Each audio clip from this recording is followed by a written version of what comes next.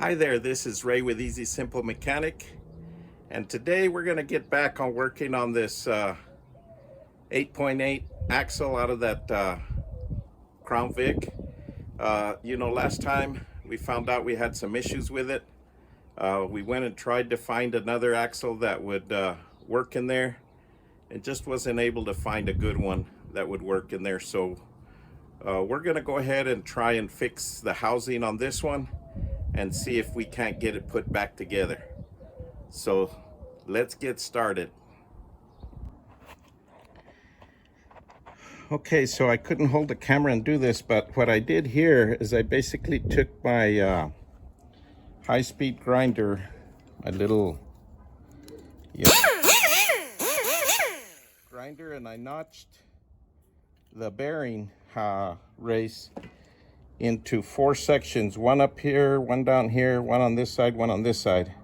And then I took my punch with a hammer and I hit that bearing. I hope I didn't damage that. I'll probably have to knock that back a little bit, but I took on each quarter of those and I used the punch and broke the race off. Now it's not all the way back to the back broken off.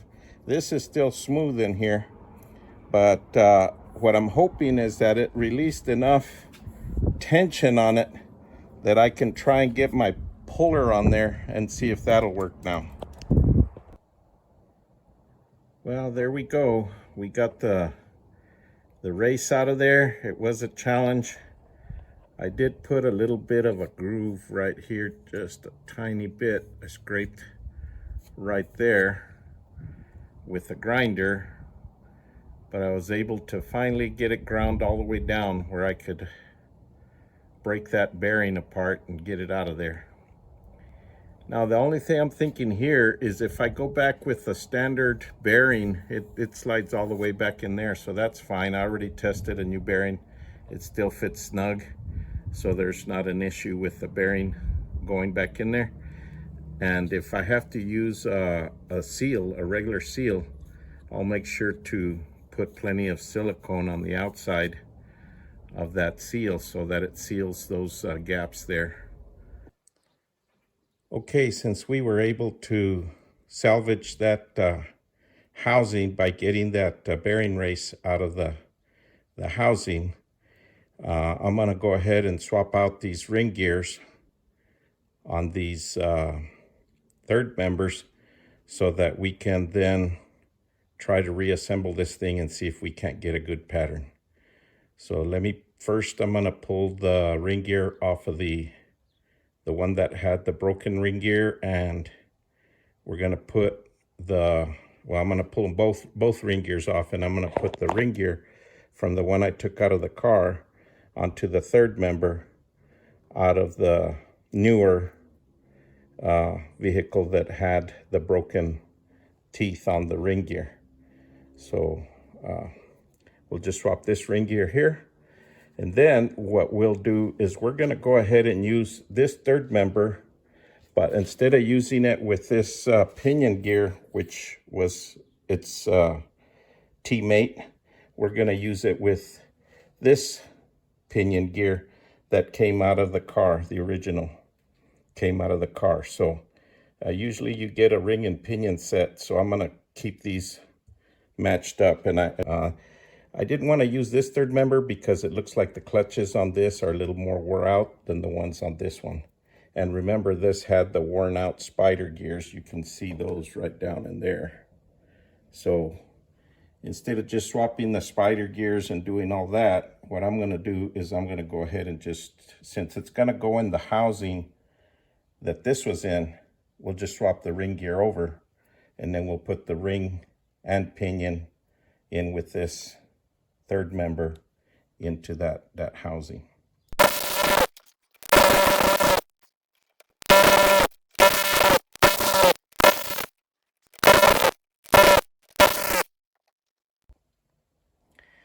Typically on these, once you get the bolts off, to get the ring gear to come off, if you leave it facing down like this, you can just go around and hit it with your palm and it'll come off. But if it doesn't, you may want to use a a rubber mallet on it. So here we go. There we go. All right. So that's one gear off. So we'll go ahead and we'll do the same with this one. We'll pull the gear off and then we'll put it back on this one. Before I put the other gear on it, I'm gonna go ahead and clean this up. I'll go ahead and spray it down and get it all nice and clean. And then we'll go ahead and put that one on here. Now, one thing that I wanted to verify before I moved forward was to make sure that these ring gears are the same height, the same size in essence, because, you know, if one, since they're different years of cars, maybe they would have made these a little bit thicker than this. So I wanted to make sure that they were the same exact as far as distance from the bottom to the top, because that's going to determine the backlash when we go in to the pinion on it. So the way I'm doing it is I'm just using a little level right here and putting it across, and the bubble's right in the middle. So they're exactly the same height. I think this should work out just fine. We got this all cleaned up here. One of the things you might be asking yourself, why is he not changing bearings? Why am I not changing these bearings, the bearings on the pinion, these bearings? Well, if you recall, this was supposed to be a wheel sensor issue. Wasn't expected to do all of this. So I'm trying to do this on a budget, number one. And number two, I want to make sure everything works and everything. Then later on, if I go to change a gear, which I'm thinking about with the project that I'm going to have coming up with this car, then we can always do all the rest of this stuff. But one of the things you want to look for before you put the bearings back in there is you want to make sure there's no pitting. If you look at these bearings, you'll notice that I picked the bearings that there's no pitting on these. That's why, you know, I decided to go ahead and use this third member as well, because this one here is newer than the old one. Now on the pinion side, the issue with that was the pinion, since it was loose and it broke the teeth on here and everything else, those bearings got pitted. So I don't plan to use that pinion anyway. I'm going to be using the other pinion, which has good bearings on it. The only things that you can't reuse, well, I don't want to reuse, is the seals, and then of course the crush sleeves, which are going to set the preload on that pinion. But got this cleaned up and we got this ring back on here. So now we just want to make sure that we, I just put 2 bolts to start them just so I can hold this evenly. And then what I'm going to do is I'm going to draw this up, you know, evenly between the two, just to get this ring seated.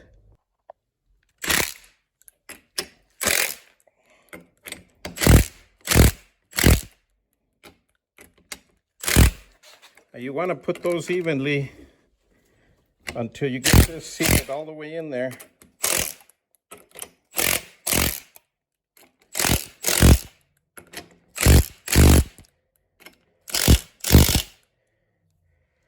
Okay, that looks pretty good.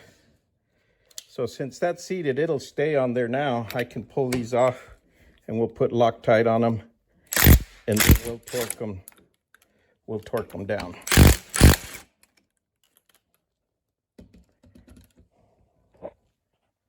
Okay, now on the Loctite, all we want to do with these is we just want to put some Loctite down here on the bottom. You don't want to put it all the way on the threads.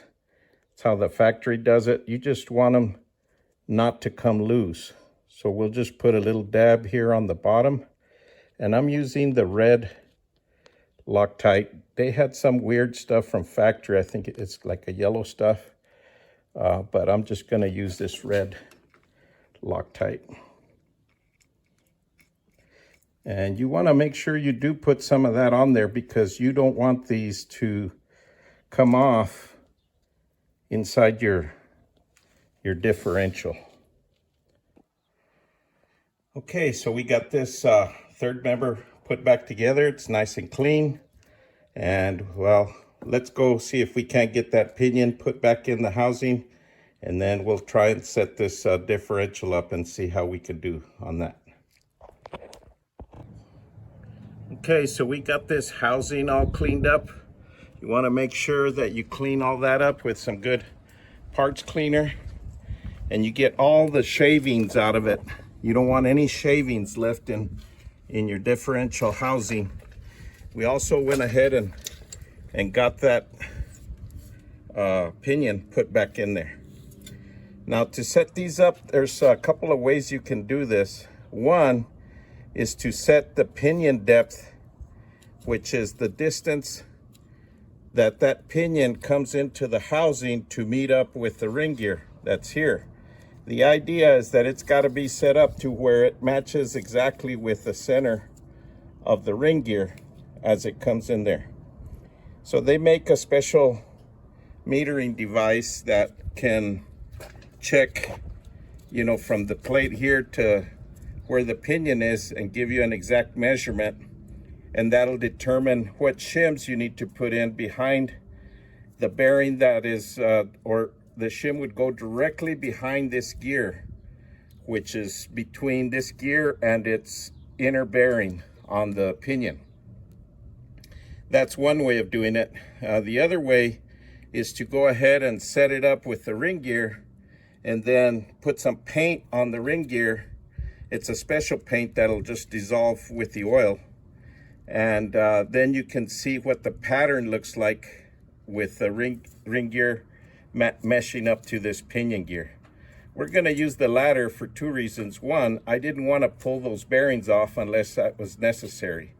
And since it's going in from one housing into the other, the housings are typically, you know, made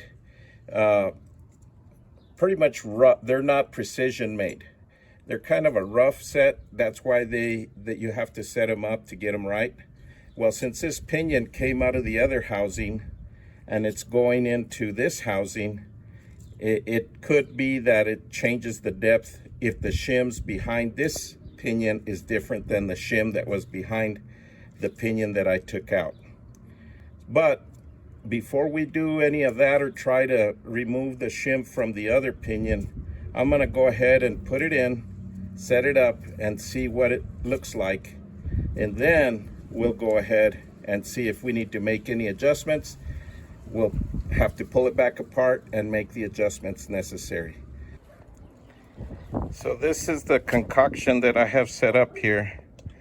I have to hold the differential down because it's not mounted in the car to get enough pressure on this crush sleeve. Those are really hard to turn.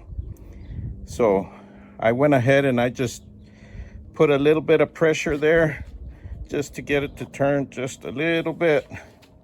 That's all we need.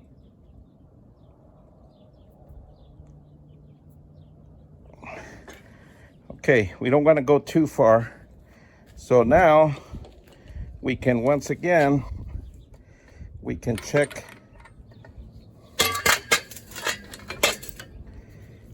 it with the inch-pound torque wrench.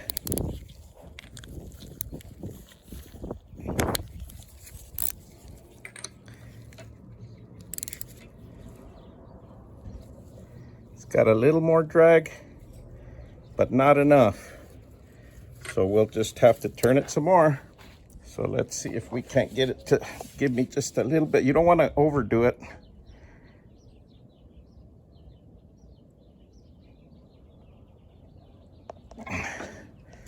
So we got a little more out of it. It looks like we may have it.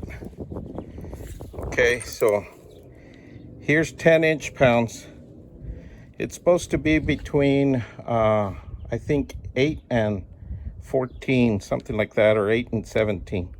But right there's 10. Okay, so if we turn it up, here's 12. It just starts to turn it. And it just turns it. Yeah, see, right there it's not clicking. That's 12. Well, we spin it, And then we try it. See, 12 just barely doesn't click off. If we go to 10, it clicks off. So we're good there. Got that cross sleeve to work. That's awesome. Okay, so we just dropped the whole thing in there. The bearing caps and the side bushings. We need to make sure that they go in there. And then that feels pretty good already. But we need to put these end caps on and torque those down. And then we can see what this pattern looks like.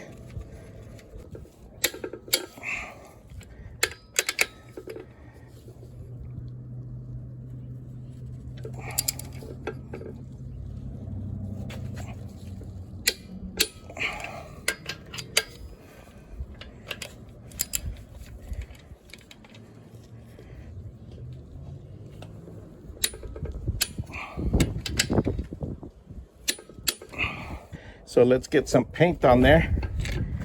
That feels pretty good. Maybe we get lucky. Okay, I couldn't find any of the yellow stuff, but I was able to find this Permatex. You can find it at O'Reilly's, I believe. And it's called non-drying Persian blue. And this is the special stuff. This stuff is a it just dissolves in oil. But basically it's blue instead of yellow, just so you know. And so I'm just gonna put some of this on there and see if we can't, see it's still new, see if we can't get this stuff to, I just use these little metal brushes. You can find them at Home Depot or wherever.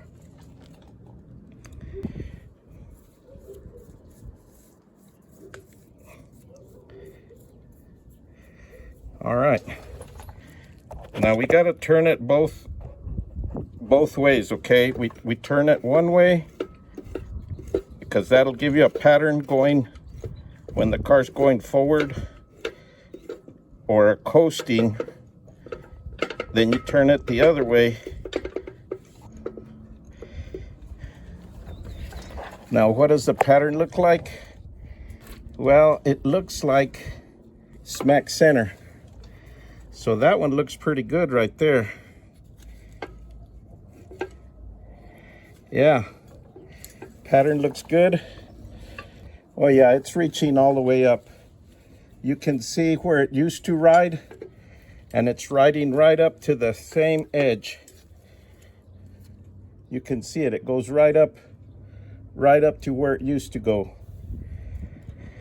And basically you just want to mount the meter right here and measure how much this play is. It feels pretty good. I felt it when we took it apart and it was about like that. So by measuring it, I'll be more confident that it's correct. Well, there you go, folks.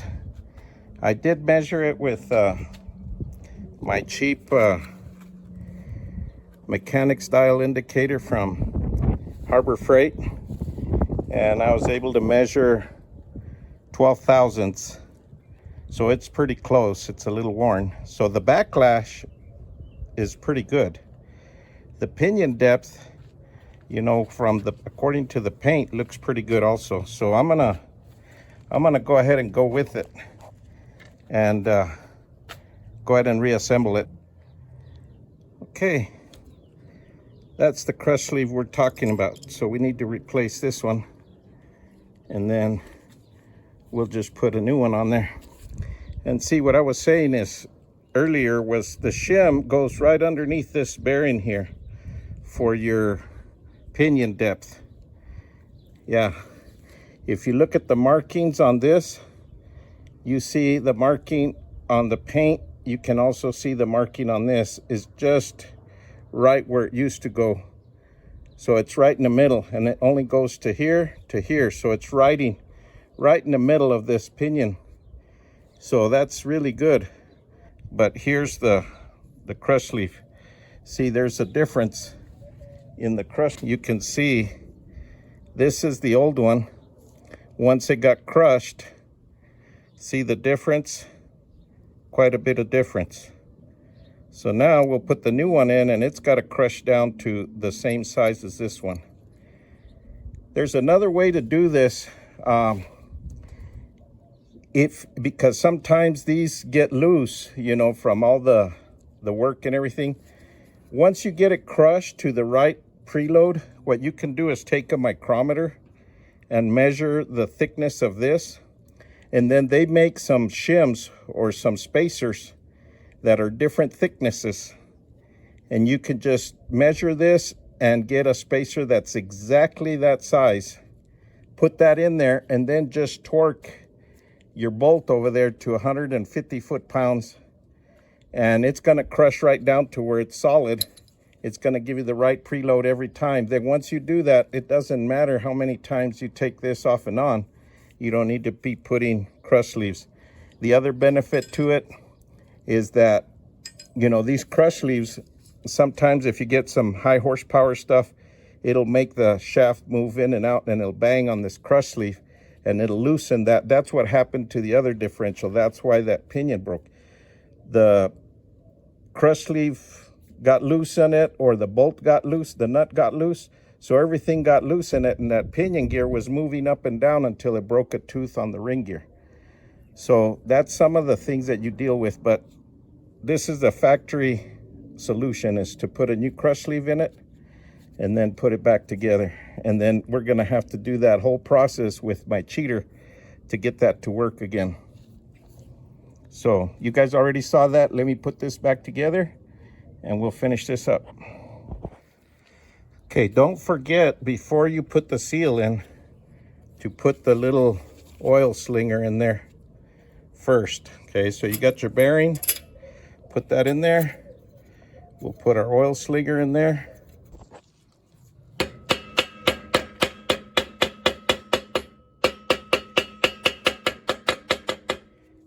Okay, yeah. So now we got our seal there, and we're going to get our pinion back in there. What we want to do is we want to make sure that we put a little bit of oil on the surface of the seal so it doesn't dry out. If you're going to reuse these nuts right here, the only thing that they do that they require you to replace the nut is that it has a bead of silicone right here for sealing. So if you're going to reuse this nut, you need to put some brand new silicone on here to seal it. So we're going to reuse it because I couldn't find a new one. So they usually ask you to put a new one, but I'm going to go ahead and reuse it. Okay, so we got these wheel bearings installed. Got the bearing in there. We got the seal in on the outside here. Now what we want to do is we want to be sure these are lubricated to make sure that the seal's not dry. Okay, so we got our axles back in, got our cover on, our axles back in. So now we're ready to put it back in the car. But I think that's going to do it for now. Well, folks, that's going to do it for this episode. Please like, share, subscribe, and we'll talk to you guys on the next one.